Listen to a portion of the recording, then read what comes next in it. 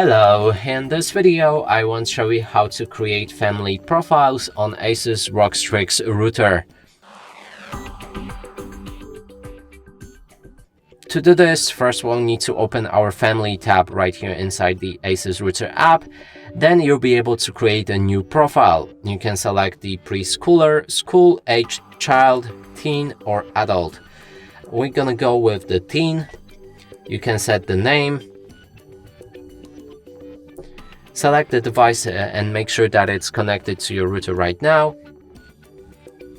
And then you'll be able to manage the schedules for this profile. So for example, on the weekends, your router won't be working for that specific device from 22 to 8. And you can do the same thing for the weekdays, weekends, and you can create your own schedules right here. And that's it for this video. Hope you like it. Please consider subscribing to our channel, leave a like and a comment below.